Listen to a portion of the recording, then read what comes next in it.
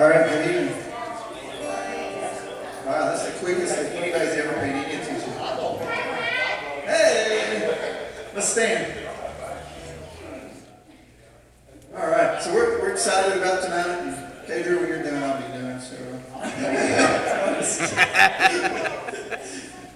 don't get to get catered many times. So, but you know what? Excited about tonight. I know the the youth will be learning everything they need to know about Camp from Brett tonight. So they should be very educated. End of the night, and parents, you should know what to pack for them. And then we'll be in Job chapter 1 and 2 here tonight. So excited about that.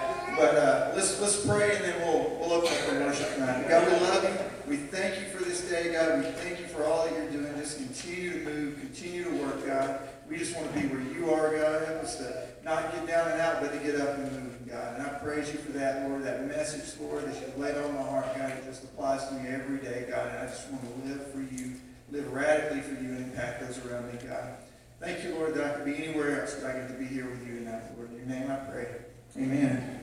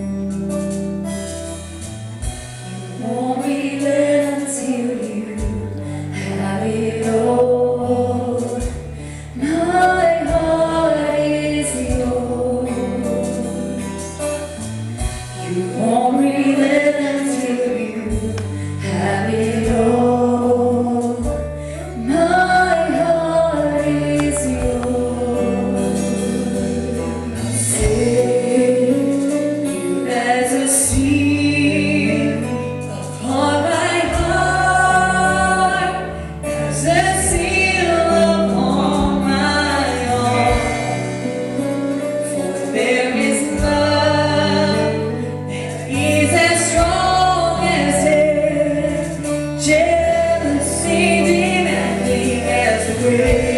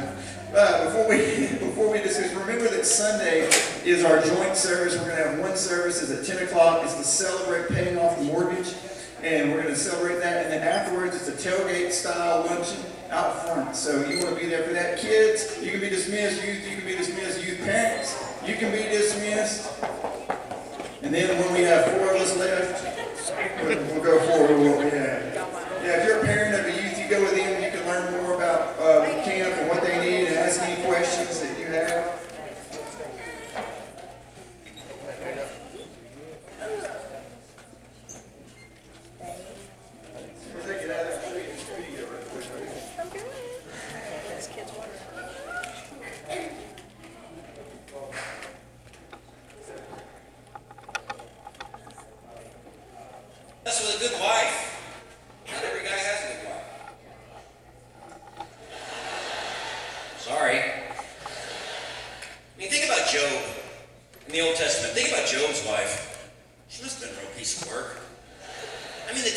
everything from Job, man. Killed his kids, killed his servants, killed his livestock, covered Job in boils and sores. But his wife did not die.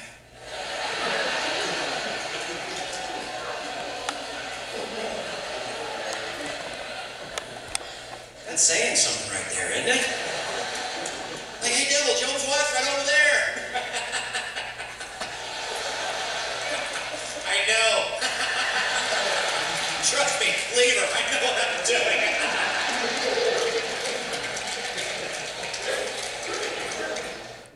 Yeah, you can't talk about Job and not show that clip. It's too funny. If you have your Bible, turn to Job 1, and we'll go from 1 to 2. I do want to share a story with you. I can't believe I haven't shared this with y'all already. But a couple weeks back, when I went camping with Brett and Lori, we went down to the beach. But we get there at 2 o'clock in the morning, because I left right after this service. And we get there, so the next morning I get up and I'm thinking, go shower, get my swimsuit on. I'm rocking this thing, let's hit the day running. And so I go up and they got a bathhouse right there. And I walk up and there's 2 doors. There's like one right here, and then there's like one right next to it. And this one says women's, right? So what's this one? You think it's men's, right? So I go in and I change clothes. I go in and I change clothes. It's a big open area. I ain't worried about any privacy, it's just in here, right? So I'm just changing clothes. I get completely changed, all that goes with that, from being in your bathing suit. And I'm in there and somebody said, well, did you notice or look at urinals in there? No, I don't usually, that's not the first thing I check. And so I come out, nobody was in there. I come out and I'm sort of walking away and this guy goes, hey buddy. I'm like, yeah? He goes, that's for women's. And I said, he said, I only know because I did it yesterday. He said, the men's is around the back.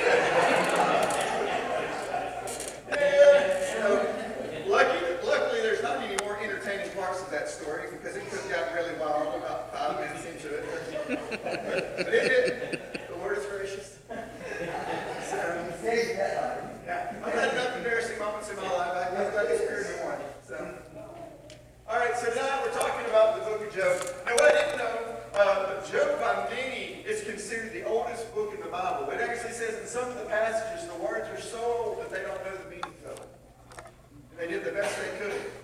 But it's probably one of the oldest books in the Bible. Now, Job's connection with God seems to be independent of any Old Testament character. He definitely seems to have lived before the time of Moses and the people of Israel, perhaps even before Abraham. There's a theory that he was before Abraham, and there's a theory that he was after Abraham. One of the theories is some believe that Jobab, mentioned in Genesis 10:29, is actually Job. And then there's another theory that he was actually after Abraham, because it talks about Eliphaz as one of his friends, and that was like a grandson or a great-grandson of Abraham. So we look at those names, but we start tossing names back and forth, who knows? We know it is old because some of the language, like we said, they weren't even able to interpret it. They had no idea what it meant. So they believe that he was in the era between Noah and Abraham. So if you want to think old, let's go there. All right, let's start it up tonight. Here we go. Job chapter 1, verse 1. In the land of Uz there was a man whose name was Job, and this man was blameless and upright. He feared God and shunned evil. Before we go any further than that, one of the things that said he was blameless and upright. Now, one of the studies that I looked at today said that it wasn't that Job didn't sin, it was that God had covered his sin. He was blameless and upright. It wasn't that he never sinned, it was that just like Jesus covers our sin, God had covered Job's sin, and he saw him with great favor. Now, Job had 7 sons and 3 daughters, and he owned 7,000 sheep, 3,000 camels, 500 yoke of oxen, and 500 donkeys, and had a large number of servants. He was the greatest man among all the people of the East. Let's stop and think for a minute right now. If somebody owned 7,000 sheep, all right, that alone would be impressive. The amount of servants that it would take to keep up with 7,000 sheep. 10 sheep are a lot, okay? You gotta beat them things into submission. They're not very smart. But 7,000. All right, and then on top of that, 3,000 camels. 3,000 camels. 500 donkeys. Who wants that job? I don't want 500 donkeys. But he has this large number of servants. I don't know how many servants it takes to handle that many livestock, but I imagine it has to be in the hundreds, maybe even in the thousands. So Job isn't running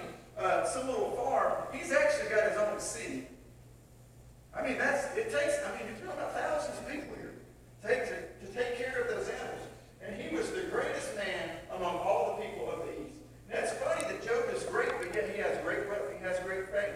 A lot of people who have great wealth and great fame don't have any need for God. But yet he's faithful. His sons used to hold feasts in their homes on their birthdays, and they would invite their three sisters to eat, and they would drink with them. And we covered a little bit about this Sunday or Sunday before last. And it says, when a period of feasting had run its course, Job would make arrangements for them to be purified. Early in the morning, he would sacrifice a burnt offering for each of them, thinking, perhaps my children have sinned and cursed God in their hearts, and this was Job's regular custom. And I read a little bit more about this today, too, that actually, it wasn't that Job was just so concerned about their sin, but he was actually operating in a priesthood over his family. He was leading his family from as like a priestly duty. He wanted to make sure that if they had sinned, that they were covered. It wasn't that he just thought, oh, they're just out there being terrible. It was that he wanted to make sure that their sins were covered. One day the angels came to present themselves before the Lord, and Satan also came with him. All right? And Satan also came with him. And the Lord said to Satan, where have you come from, Satan? And Satan answered the Lord, from roaming throughout the earth, going back and forth in it. Now, some translations say, it doesn't say the angels came, it says the sons of God, but it's basically interchangeable.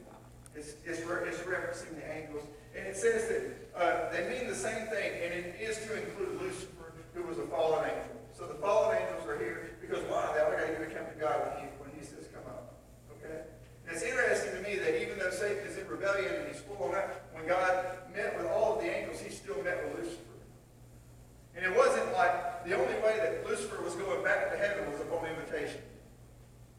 He wasn't just freely able to just come into heaven as he wanted to and go out of heaven as he wanted to, but they had called all the angels together and he was included. So the devil is doing what? He's roaming the earth. Now, that goes against what some people think, because they think that when they think of hell, they think of the devil, right? But the devil is actually not in hell right now. He's actually roaming the earth, and he's going around, and the devil is, he's been thrown from heaven. But when he was thrown from heaven, he was thrown to earth. Now, in Revelation, there's a moment where it says that he's thrown back into the lake of fire, and that's when he'll be banished away. But for now, he's roaming around. Why? Because he wants to take as many with him as he can. He wants to do as much damage as he can. He wants to try to overthrow the kingdoms of God, even though I think deep down he knows it's not possible. All right. Yeah, this verse breaks a lot of people's theology because they think that a loving God would never open us up to trial by God, but God is using Job to bring glory back to himself. And I want to show you what this verse says. It's verse 8. It says, then the Lord said to Satan, have you considered my servant Job, that there's no one on earth like him? He is blameless and upright, and a man who fears God. Now that already throws our theology away, because we don't see God as actually putting us to the test or putting us to trial. But what he's saying here is he's saying, yes, I'm fixing to bring glory to myself by you in enduring trial. And that's something that all of us go, well, why do I have to go through this? Why do I have to go through this? Maybe, just maybe, that God is going to bring glory through your pain. I wonder how much glory God gets out of the good things that happen to me. Maybe some. But if I can praise him in spite of the bad, then how much more glory is he getting in? And see, I heard, I think it was John Piper one time was talking, and he was talking about, he said, what makes more of an impact? The guy who's preaching, name it and claim it, blab it and grab it, you're going to get prosperity if you live for Jesus, oh, you're going to get a Cadillac, or the guy who's walking down the sidewalk, the car jumps the curb, it hits his daughter and kills him, and he still finds a way to praise the Lord. Who gives God more glory in that? I believe it's the second. So we see this. Now, much like Matthew 5:16 here, is this next verse. It says, in the same way, let your light shine before others, that they may see your good deeds and glorify your Father in heaven. Job, in living through the pain, is bringing glory back to God. All right. Now, let's move forward. Verse 9. It says, and then Satan says, does Job fear God for nothing? Have you not put a hedge around him and his household and everything he has? You have blessed the work of his hands, so that his flocks and herds are spread throughout the land. But now stretch out your hand and strike everything he has, and he will surely curse you to his face. Now, one of the things that I like about this verse is it references how God can bless our lives. Peter had something similar as far as a hedge of protection around him, because the devil wanted to do more to him, but God wouldn't let it. So that tells me that there are hedges of protection that God can put in our life if we want them, if we ask for them, if He's willing to give them. But I think sometimes when we're not living for God, we take those hedges down. And we leave ourselves exposed. It's just like, you know what, if I lock these doors up and there were some people outside and they wanted to beat you up, and you lock these doors, we kept them locked, and they ain't coming to get you, right?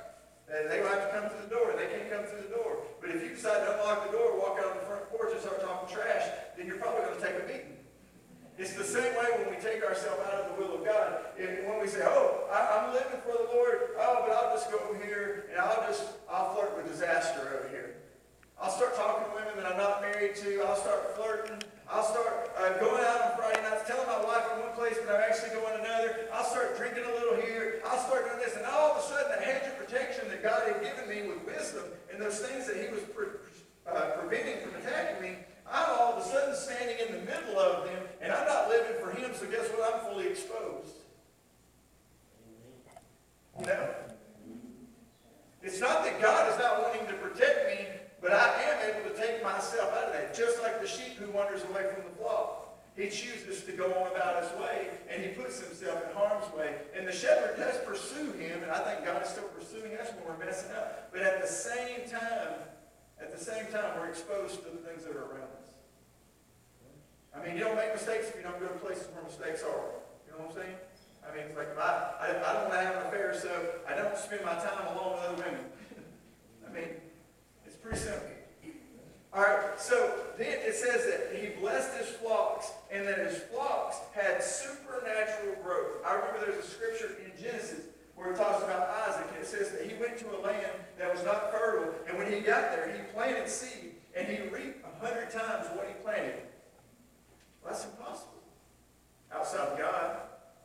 But it's just like the tithe talks about when it says in Malachi chapter 3 where it says, give your 10% and see if I will not open up the windows of heaven and pour out such a blessing that you cannot contain. In other words, it's a promise that if we invest in the things that God has, that He will pour out His abundance on us. And I would rather have what He's blessing with than to walk around without it. And that's what Job's done. He's decided, I'm going to delight myself in the Lord. And when he delights himself in the Lord and he serves the Lord and he does all that he's supposed to do, God in turn wants to bless him, and so He does.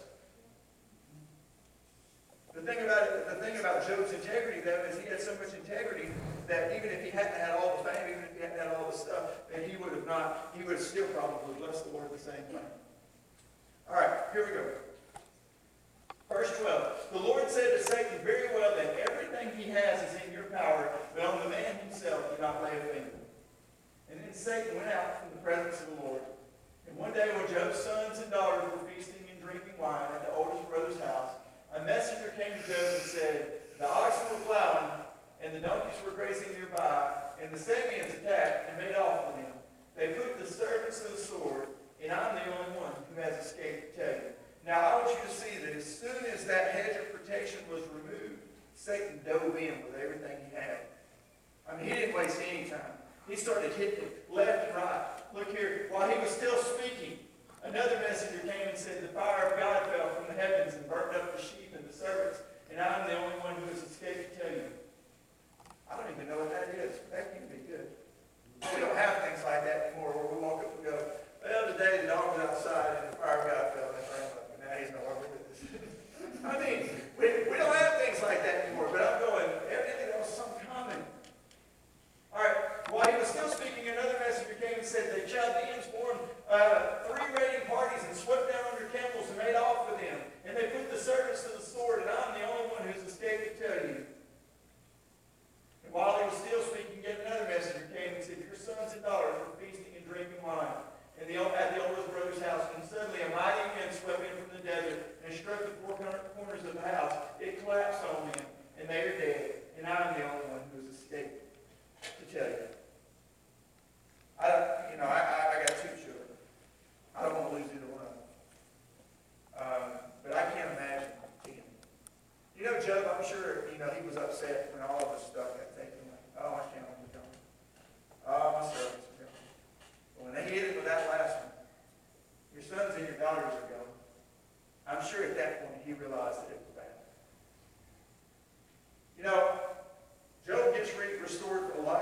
but I don't know how he gets past that one. Can you imagine the level of tragedy as your children are destroyed in a day, and yet there's no explanation to Job as to why? I mean, most of us are just, like we talked about before, so I just couldn't say. I mean, I don't even know how to act. And Job takes it all in. And this is what I want to show you. At this, Job got up and he tore his robe and he shaved his head. And then he fell to the ground in worship and said, naked I came from my mother's womb, and naked I will depart. The Lord gave and the Lord has taken away. May the name of the Lord be praised. In all this, Job did not sin by charging God with wrongdoing. Job's first response to tragedy was not to cast blames. It was to bring praise. If we don't learn anything tonight, if we don't learn anything else, learn how to respond to tragedy. How we respond to tragedy, I think, will be largely important in how God responds to trial. How we respond to tragedy will be largely important in how God responds to trial. Because, see, the test here is definitely its own Job. But there is a greater spiritual battle happening here that God is proving to Satan that there are men who can stand in the gap and who can love him more than they love their stuff. It's so easy to back down. It's so easy to walk away. But Job responds with praise. See, your first response to a situation often reveals your truest character. Think about that. I stubbed my toe. I shout out a long list of dirty words. It's your natural response. It's what you're used to. It's whatever's in your heart comes out of your mouth, because your natural response comes at your moment of pain. See, when we're scared and we shout bad words, it's because they are deep inside us, and we haven't cleansed that part yet. And when we say hateful things, when we're mad, it's because they're deep inside of us and they haven't been cleansed yet. See, like when you get into an argument with your spouse and all of a sudden you shout out about 3 things, and then when it comes out of your mouth, it almost shocks you. You're like, oh, that's going to do some damage. It's those things that are inside of you that you haven't dealt with yet. And see, that's why we need to be going to Jesus and saying, bring righteousness into my life, bring holiness into my life. That way, when I respond, when I regurgitate what's on the inside, I'll respond with holiness. Like, it's always great when somebody comes up to somebody and they just do them dirty and they do them wrong, and that person responds to them in love. Because they ain't expecting that at all. And you will regurgitate whatever is on the inside of you. In all this, Job did not sin. See, you got to understand something. Job understood something about the true character of God. See, we want to allow, hold on, let me say this right. When you can understand the true character of God, you won't allow that to change because your circumstances change.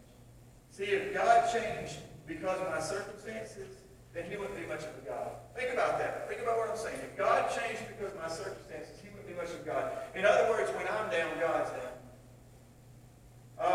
When I'm hurt, God has to respond in anger.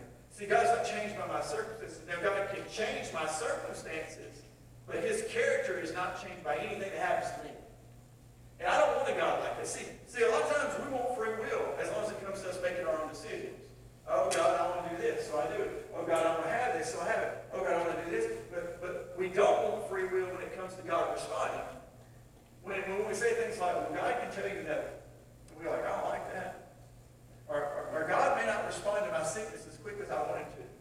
Oh, we don't like that. But free will is kind of one of those things that kind of goes both ways. Is that God is still God at the end of the day, and just because my circumstances change, it doesn't change his character. I need a God who lives outside of my circumstances, but at times chooses to be involved in it. Because if all things were going crazy and they were all going wild and we were running around like chickens with our head cut off, we wouldn't want a God that was right in the middle of that. We want a God who could stand out and make a conscious decision about it. All right. If you have it, I'll flip over to chapter 2. Let's go through chapter 2. There's a little more in chapter 2 that I want to point out to you. All right. On another day, the angels came to present themselves before the Lord. Now the angels were here to present themselves before the Lord again on another day. And Satan also came with them to present himself before him. And the Lord said to Satan, "Where have you come from?" And Satan answered the Lord, "From wrong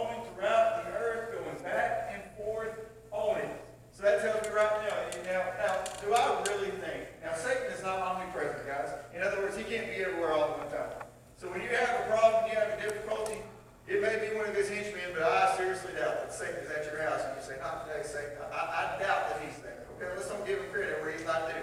All right? So Satan is roaming the earth and he's leading legions of armies against the character of God, trying to tear people down and trying to take people with him. I mean, there may be some bad things that occur at my house from time to time, things that I think, that spiritual forces have come against, but I doubt the devil has come to my house, okay?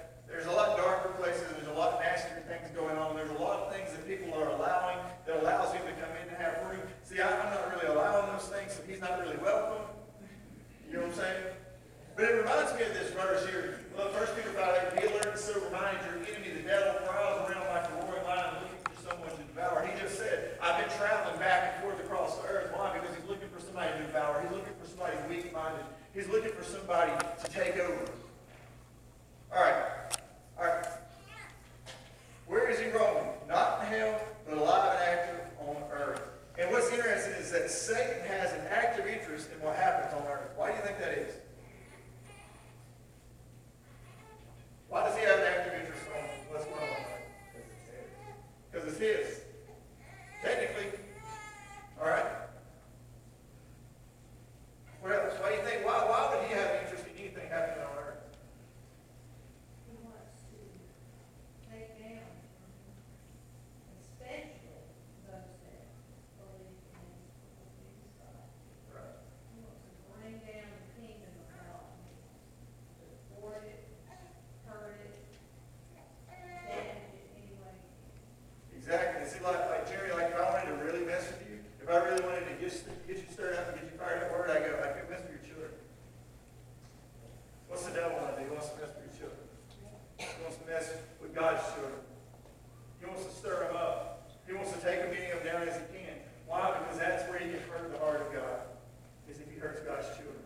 And so, all right, let's look here. Job 2, verse 3. Then the Lord said to Satan, have you considered my servant Job?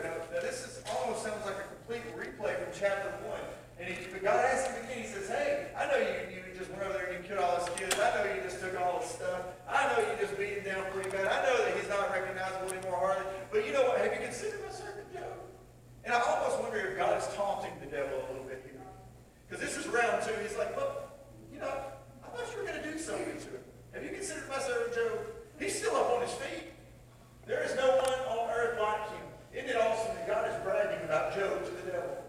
There is no one on earth like him. He is blameless and an upright man, a man who fears God and shuns evil. And he still maintains his integrity, though you incite me against him to ruin him without any reason. It's like God says, you know what? You tried, but it didn't work. And what's bad is, Job is down there laying in the dust, man. He is as low as he's ever been. And God is in heaven bragging about it. If you read in verse 3, God even takes the credit for it. Yeah. He said, you incited me against him. In other words, you allowed, I took my hand off of him, and then, you were able to move, and then I struck down, it did say fire from heaven fell that one part. So God did do it. But it's interesting to me, like while Job is down there, and he's so beaten, and he's so given up, and he's so downcast, that God is up in heaven saying great things about him, and it makes you wonder when you're going through difficult things here, what is God saying about you there? Because God is omnipresent. He is able to think about you and me and all of us in detail just as much as anybody is. He can focus on me directly, focus on Cager directly, focus on Pat directly. He is able to think about it also. While I'm down here and I'm going through it and I'm like, Lord, I'm struggling. He's up there saying, look at my son. Look at him struggle with pride. He's going to make it. And if I can get that in my mind, I think if Job could have got that in his mind, that Job could have even did better through this trial. All right. Verse 4, skin for skin, Satan replied. A man will give all he has for his own life. But now stretch out your hand and strike his flesh and bone, and he will surely curse you to his face. In other words, the devil doesn't even have the ability to strike him. He says, God, but if you'll strike him, he'll curse you. All the devil had the ability to do was to interfere, was to put the idea out there, was to meddle in God's business. But he didn't have the ability to strike him. And he says, but if you'll strike him, he'll curse you to his face. See, the devil understands that pain in our body can tempt us to question the goodness of God. When we endure pain, we're like, God, how can you be so good and I feel so terrible? God, how can you be so good and I felt this way for so long? So, in order to stop the attack when pain comes to the body, praise must come to the spirit. We cannot control what happens to our body. We're left, unfortunately, to some circumstances. But we can control everything that happens in our spirit. Like I talked about my friend Michael Moore when he's dying. And you know what? He's still praising the Lord. He's still giving God the glory. Why? Because that part of him is going to live forever. Yeah, cancer is a little while, and it's painful, it hurts, and every part about it I hate. But you know what? It's temporary. The sin is forever, and so is salvation. So he has the ability, like when pain comes to the body, we've got to start being pre-programmed so that praise comes to the spirit. We wake up, and our kid throws up everywhere, and they're running a high fever, and we're just done with the day before it ever gets started. You know what? It's time to stop, pause, think for a minute, pray, praise, and lift God up, because you know what? The same God that was good yesterday when you got the new car is the same God who's good today when you're cleaning up the wrong. And he's not changed by our circumstances. Praise the Lord. All right, I want to show you one other thing here. We're talking about building up our spirit. James 4, verse 7, submit yourselves to God. Resist the devil, and he will flee from you. After a little while, Satan had to leave Job alone. He hurt him as much as he could hurt him. But God didn't allow him to kill him. So when he had hurt him all that he could hurt him, and Job learned all he needed to learn, and God had got all the praise that he needed, then the devil left. And you remember when Jesus is tempted in the wilderness, he's out there, he's tempted, and the devil doesn't give up after one time. He throws another one on him. He throws another one on him. He throws another one. And Jesus just battles him with the word of God. You don't even have to put any physical effort. He just battles him with the word of God. But then after a period of time, what's the devil do? He flees. So if you're going through something right now, take on this spiritual man. Build him up, build him up, build him up. Say, God, what am I supposed to learn here? What can I do to praise you? And I guarantee you, if you'll start praising him for the things that are coming against you, he'll torment what's tormenting you. Say, oh, my job, I hate it. Every day you go in, I hate it. I hate my job, I hate my job, I hate my people, I hate these people over here, I hate this, I hate that. I'm so tired of being here. I wish I could be somewhere else. God, why did you give me this horrible job? If we can change it around. Thank you, God, for my job. Thank you, God, for provides for my family. Thank you, God, that this is just the next step for me. This is just the next move for me. I'm here today, but you know what? Who knows where I'll be tomorrow? Because you know what? If I'll get on your train, I'll go where you're going. I hate this. Change it over. Don't give the devil credit. God, thank you. Whatever you want from me today, I'm going to walk in. Nobody said I had to love it, God, but I can praise you in the middle of it. And so God has given us a way to overcome our enemy. Now look here. Come near to God, and he will come near to you. Wash your hands, you sinners, and purify your hearts, you dull-minded. Grieve, mourn, and wail. Change your laughter to mourning and your joy to gloom. Humble yourselves before the Lord, and he will lift you up. So I just get before God, and I say, here I am. And I give it all to you. And when I do that, the devil flees, and God lifts me up, and he puts me forward. And that's what he's going to do Job in time. We don't have time to get through the 30-something chapters that's in Job before, but look, verse 6. Then the Lord said to Satan, very well then, he is in your hands, but you must spare his life. So Satan went out from the presence of the Lord and afflicted Job with painful sores from the soles of his feet to the crown of his head. You know what I tell you? When you get in pain, it causes you to question the character of God. When you're in pain, when you're in discomfort, you question the character of God. But Job is so solid in his faith that even though he's in pain, even though he's stricken, blisters hurt. You ever have one in your mouth? Oh, it's miserable. Ulcer, on your tongue or something. That may be one of the most miserable things ever, because every time you talk, you rub it. And you get it, and that's not good for me. So what happens? He's got them all over his body. Can you imagine that? You can't even walk on your feet because there's blisters on the bottom. You can't even stand. You can't anything you rub against your oozing. You got all these different things happening to you. And this is the way that the devil comes at him. What? With a full-on attack. As soon as that gate was open, he jumped on it. Then Job took a piece of broken pottery, and he scraped himself with it as he sat among the ashes. And his wife said to him, are you still maintaining your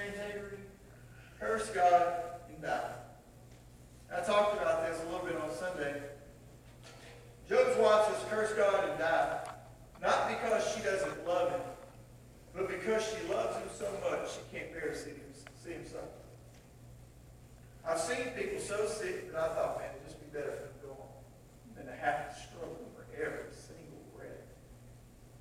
She doesn't hate him. She's not mad at him. She's not wrong. I even question, like her mindset. She's just lost 10 children. 10 children that she had too, Job. She loved this man. He had given her everything. And now she's having to see him suffer, so she says, well, curse God and die, because it would be better for you to die than have to live like you're living. We're talking about a very godly man who makes penance for the sins of his children.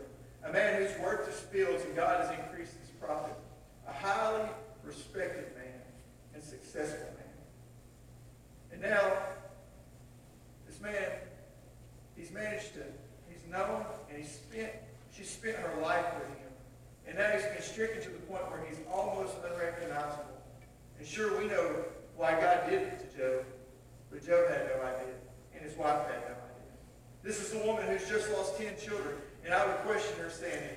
We give her such a hard time for saying what she said, but if I were in her shoes, I'm certain I would understand her situation and be more compassionate. We've been given all the information, but she hadn't. She doesn't know that Job's going to get better. Have you ever been in something so long that you really just give up on it and get better? It's like, well, I can get better.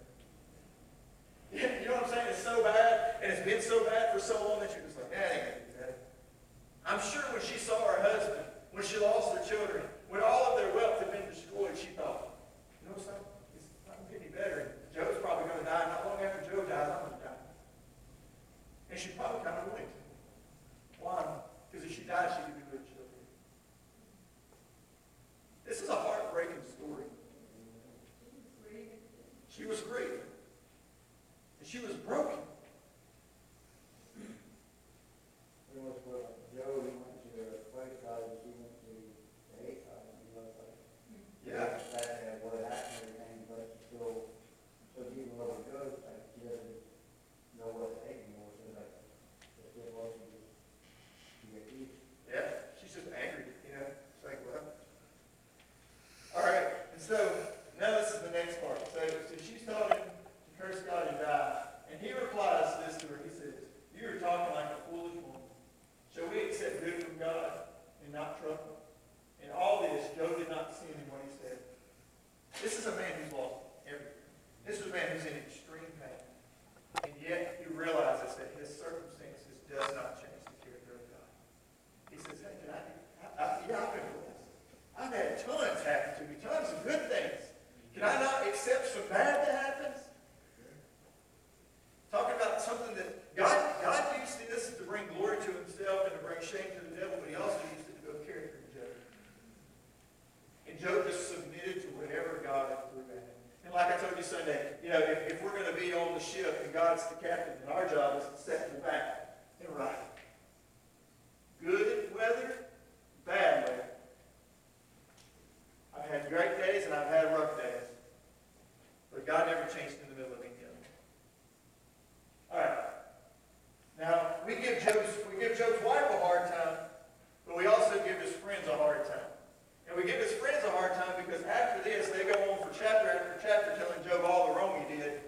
And all of us know that he didn't do any wrong, but let me tell you, they weren't giving any of the information from God either. So they're seeing their friend in pain, and they're just trying to make it make sense in their mind. And we do the same thing. If I see you go through something and you just keep going through it, I'm going to be asking like, man, why is he doing that? Maybe he's not doing something right. Maybe I just need to pray for him. Maybe I just need to love him still. Maybe I just need to hang around for a little longer. Now, I want you to say that we give them a hard time about their response at the end, but I want you to see how they started out.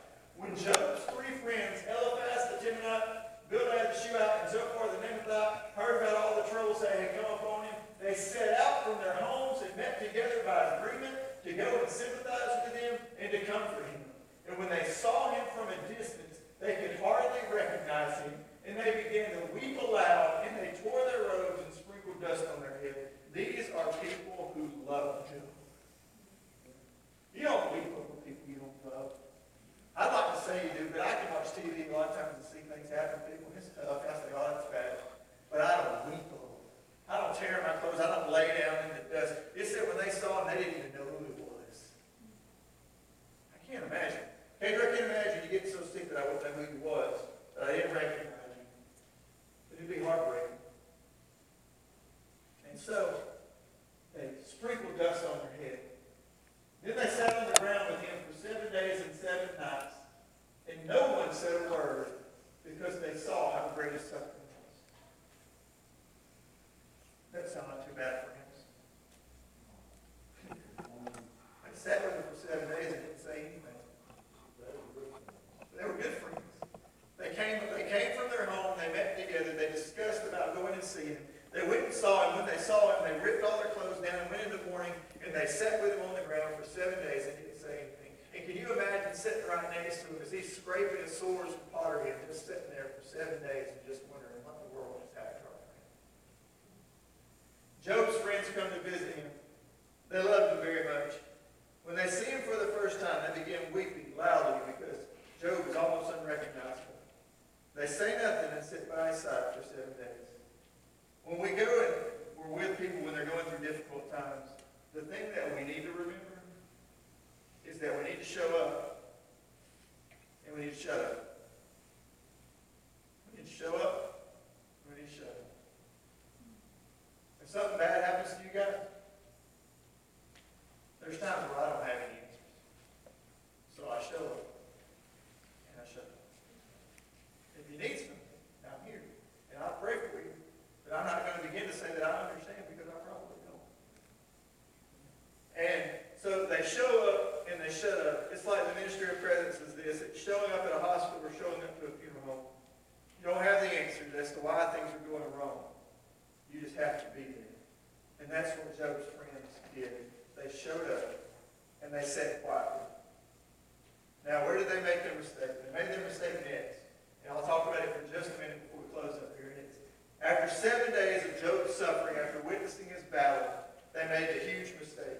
And the huge mistake was they opened their mouth. They start trying to explain why Job is suffering. They're speaking into a situation that only God knows the reason why. You start talking, and you're speaking into a situation, number one, they don't realize that they're speaking into a situation that God created. That God put his hand on and struck Job. And they're saying, Job, it's your fault. And God said, no, it's not your fault. You're righteous and you're holy. But they don't know that, so they're speaking about something they don't know. And that's the mistake that they're making. They do it because in their mind they need to make sense of it. It's uncommon for someone to suffer so great, so they must have done something wrong. And we need to be careful what situations we speak into, especially when we think that we're representing God or God's character. Oh, you're just going through that and you're not living right. Oh, you're just doing that because of this. Oh, you shouldn't do what I told you last time. Oh, if you've been praying more, oh, God's just trying to stretch you. We don't know that. We don't know why God's doing it. So what do?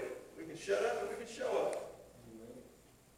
And when we show up and when we shut up, then we can actually be a comfort to someone who's hurting instead of trying to make them feel bad about whatever's going on. Because if God hasn't told you what's going on, then you need to be quiet. And we treat people that we run into in the grocery store like that.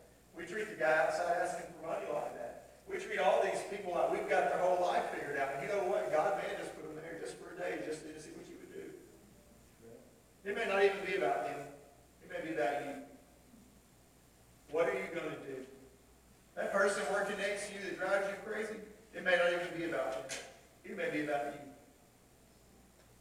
It may be about what God's going to do through a bad situation that comes your way.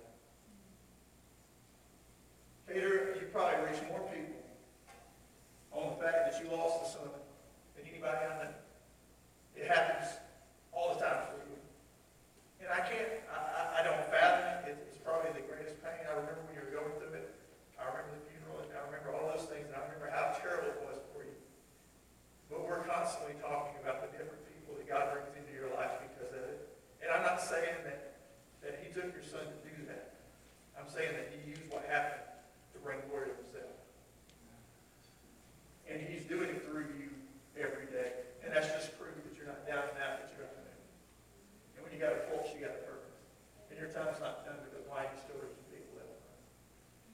it's situations like that we can bring glory to God in, that we don't have to understand, but we can just be faithful. And there's so much about Job. If you continue on, I'd encourage you, if you haven't read it, read it all the way through. It gets interesting. Some of the things that God says. One time, God's speaking to Job, and Job says, even if I were innocent, you said I was guilty, I would be guilty. It's like, what can I do, Lord? Even if I was innocent and you said I was guilty, I would be guilty. And it's interesting. And then God at one point looks at me and says, where were you when I hung the stars in the heavens? Where were you when the storehouse was laden up with snow? Do you know where those are? And see, Job, he's just speechless in front of all of it as God displays his power to Job. And they say that in this book, this is probably one of the earliest accounts of man witnessing God, like having a relationship with God. And Job spoke to God, and God spoke to Job. Really interesting. Let's do this. Let's close in prayer. Continue to pray for Trudy as she's moved into Legacy Village up there. I know she's having some adjusting, and it's tough on her. You got to think, leaving your life and going on and living in a new place that you've never been. It's going to be difficult, and there's just a bunch of things. Esther Mason's family, continue to pray for them. They're grieving. Esther, what's that? And Skip, yeah, pray for Skip too. John Huff, yep. Today, and he's leaving. He's probably back at work on Friday. And what he does, he just drives when he gets tired, finds the rest stop, sleeps a while, and drives more. And I told this last week, Sunday. You know, he left Sunday morning to drive all that. This ain't like this upstate New York, my Buffalo. It's a long drive. He got almost to Tennessee, and my sister Becky seen the money he had put in the envelope to take with him to have money. She had to call him, say, "Let your money." He had to turn around, come all the way back, Bless his heart. go back again. Yes, I'm praying for Don Hill's brother on Friday or Saturday, I guess, unexpectedly. So keep him in your prayers as well. Yeah, the youth, as they're getting ready to go to camp next week, that's going to be big. And pray for Brett, Lori, and Monique as they go with them. Yeah.